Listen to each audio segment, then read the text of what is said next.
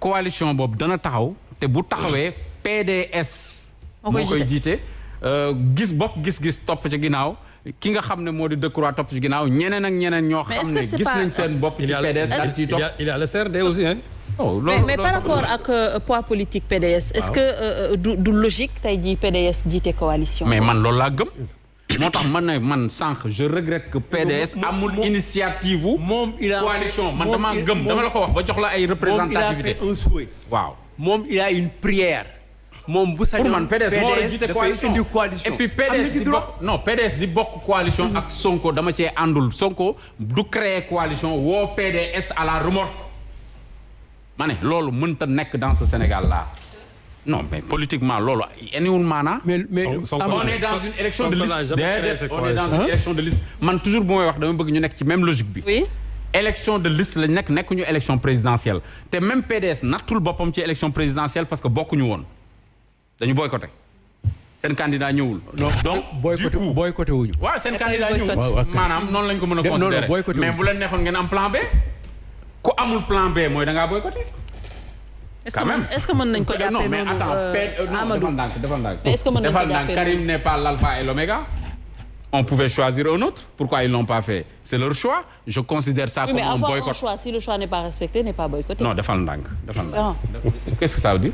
C'est différent. Non, la question. suñu amee choix boobu respecté wuñu ko. kan moo koy respecté ça veut pas dire que ça veut pas dire que dañuy boycotter. Non, kan mooy respecté choix bi. kan moo waroon respecté choix boobu.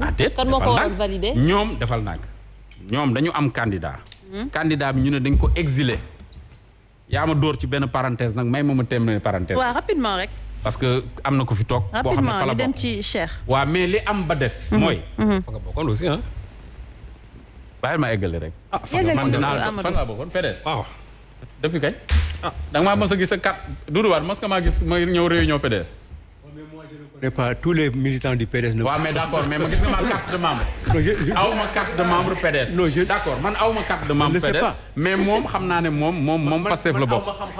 kii sëñ Saliou moom Pastef la bokk loolu moom Sénégalais yi xam nañ ko mais c'est pas grave xam nga tuuma moom jaru ko fi. mais moom PDS la bokk Omar Faye xam na li may wax. mais bàyyil rek ma continuer man munoo li ma bëgg a wax. moo ko waxee ba pare.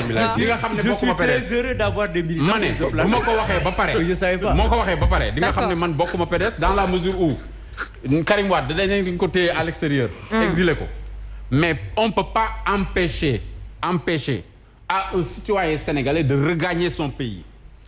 Karim Wade dafa waroon a dem ci consulat ba laaj li nga xam ne mooy passeport buñ ko refusé mu ne dañ ma fee téye Gbagbo dafa laaj passeport ñu jox ko lu tax Karim Wade laajul passeport buñ ko teree. ñu xam ne moom dañ ko teree ñëw déedéet defal ndànk parenthèse bu ñu ubbiwoon rek dama koy refermer. pour leur dire que c'est ça ma position dans cette affaire. Karim Wade n'a qu'à demander un passeport son passeport si on lui refuse ça ñu xam ne dañ koo bloqué. il l'a jamais demandé il n'a jamais pris le risque comme Abdoulaye ni mu ko defee woon bañ na ko doo ñëw Sénégal dafa jël vol bi. d'accord waaw mais dafa ndànk rek. nañ terminer non mais il faut qu'on termine sur les affaires de coalition les affaires c'est pas Karim Wade. c'est les histoires de cette coalition. mais justement c'est ça qu'on t'a dit de fermer la parenthèse et de continuer. man lépp laay dugal ci cin bi da ngay bàyyi ñu leen def ci poobar wala kaar. ah déedéet da ngay bàyyi ñu leen def ci poobar wala kaar. parce qu'il y a plusieurs questions qui ont été soulevées.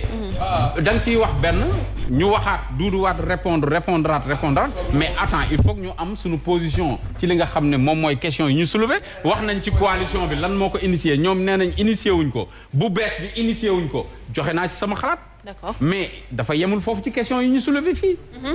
looloo ci gën a tuuti parce que sinon on va passer à une autre question te duñ ci joxe sunu xalaat aussi. moo tax soo amee parole da ngay synthétiser comme ça. non defal ndànk ñu teel a jàll ci loolu non il faut qu'on d'accord mais là on te laisse terminer. il faut qu'on détaille un peu nag quand même pour que les Sénégalais comprennent. oui yow rek la ñuy déglu mais yaa ngi tourner autour du pot depuis tout à l'heure on t'écoute on te laisse terminer. non je mange le pot. waaw d'accord on te laisse finir. tourne pas autour du pot je mange dans le pot. boo ma dégloo rek ma eggali parce que dagg bi mooy problème bi. allez-y on écoute voilà léegi.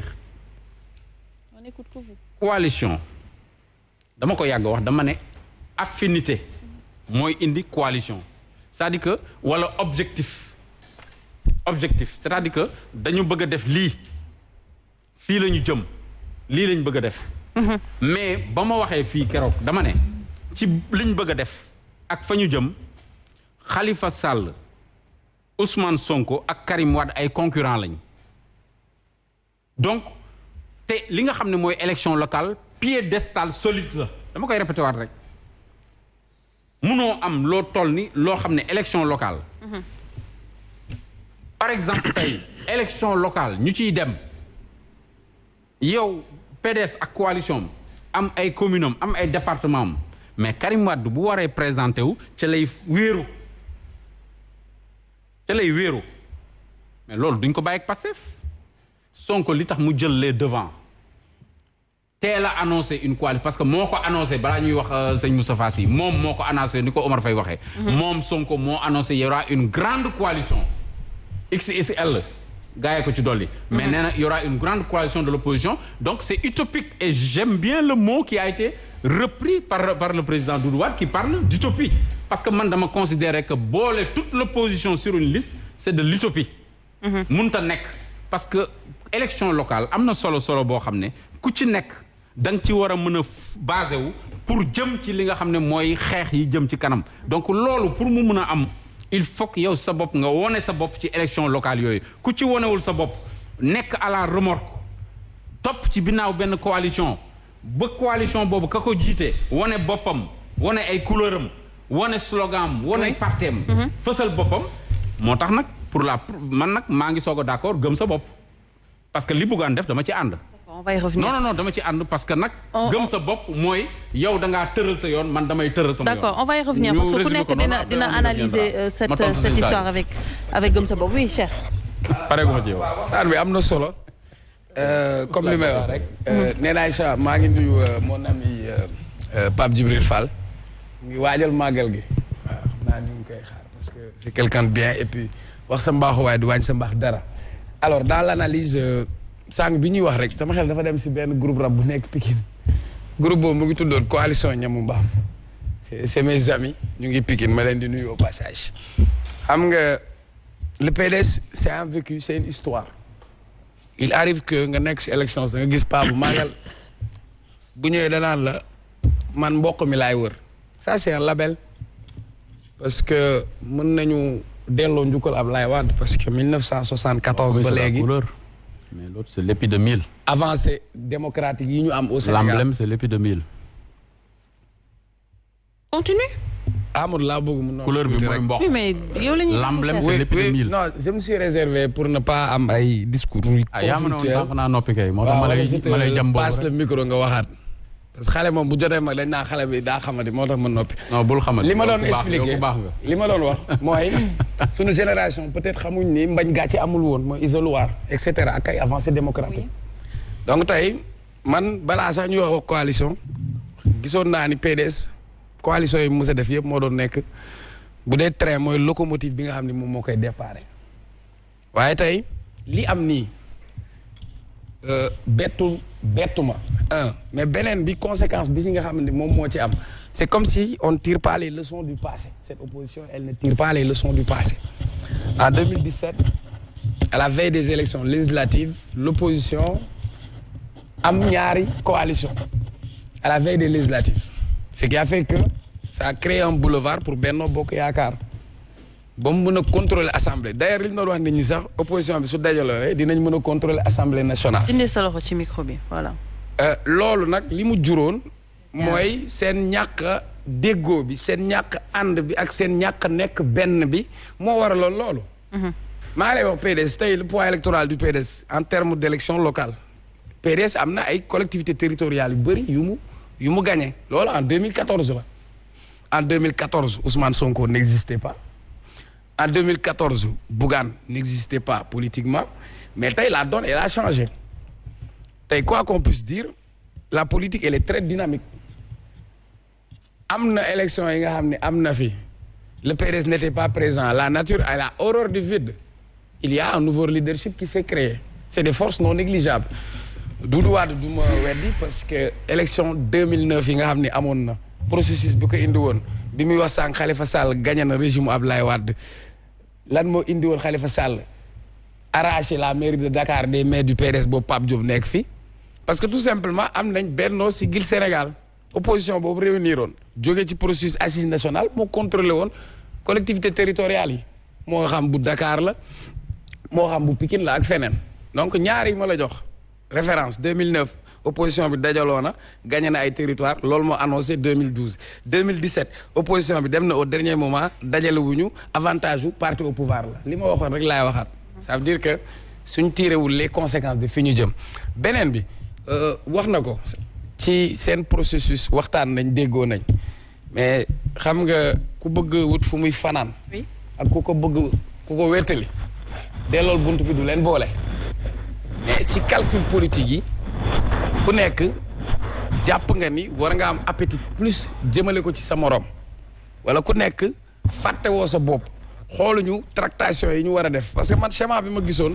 c'est un schéma classique on va voir à Dakar parti yi fi nekk ban leadership lañ am au niveau local kan moo fi gën a dëgër ñëpp jàpp si ginnaawam rangé wu bu ñu demee Saint-Louis ñu xool noonu bu ñu demee Ziguinchor Bignona et cetera on va dire ah Ousmane Sonko fii FM la est-ce que ñëpp duñu pour man schéma classique boobu la ñu waroon am mais nii on va se retrouver avec 3 coalitions la coalition autour du PDS avec ses alliés classiques parce que Modou Diop Decroix Pape Diop Bokk Gis Gis c'est des alliés classiques du PDS léegi plus ñi nekkoon coalition jot na ñëw fekk si foofu mais une partie de jot na ñeneen ñi fa ñëw c'est CRD c'est Abdoul Mbaye c'est Thierno Alassane Sall ça veut dire que ils n'ont pas pu être dans l'autre coalition Yewwi Askan Wi et quand tu regardes la configuration politique dans l'opposition on a aujourd'hui 3 pôles ou 4 même benn pôle bi elle s'est tournée autour de Ousmane Sonko l'autre pôle autour du PDS Bougane xaalis na yoonu boppam. ban conséquence la loolu mën a am sur les dispersé électoral dama na waxtaan sànq sam benn xarit ma koy expliquer raw gàddu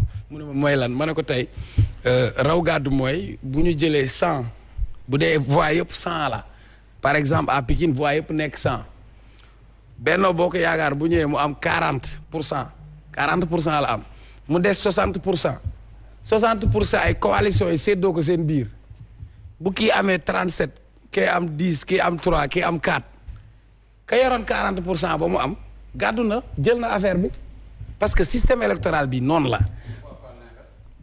waaw l'inverse après nga wax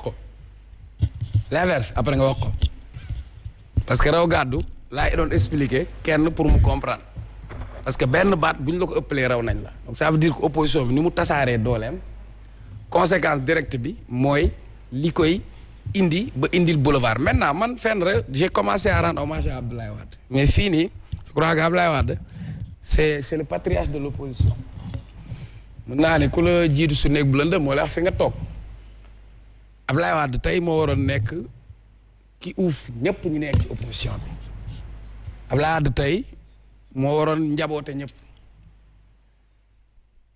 Sonko mën na dem dox bëgg-bëggam parce que bu leen fàtte ni élection yi passé l'homme le plus courtisé par les autres c'était Abdoulaye Wade ku bëggoon a falu da ngay dem seeti Abdoulaye Wade mais tey fii ñu toll nii le PDS rôle bi mu waroon jouer faire jouer à Abdoulaye Wade non pas que moom mu des njabootam ak PDS mais tey mu nekk croix de retransmission entre yeneen opposants yëpp mu ku mu ci woo ñu dëj leen ñoom ñëpp ñu mën a am une opposition unitaire et je crois que loolu c'est fort possible je crois que aujourd'hui Abdoulaye Wade ak orma bi mu am ak âge bi mu am mën na nekk l'unificateur. C'est ça que tu attendais de la part de l'opposition. Maintenant la véritable question mooy aussi oui. Est-ce que le PDS li mu nekkoon démb est-ce que loolu la nekk tey parce que les réalités politiques diffèrent 2019 le PDS. Ça veut dire quoi que poids électoral bi ñu am instant bi dafa nekk effrité wu. léegi nag élection locale dina ko déterminer bii di ñëw dinañ xam ku nekk li nga am. Est-ce qu'on peut se baser sur des analyses pour dire ça?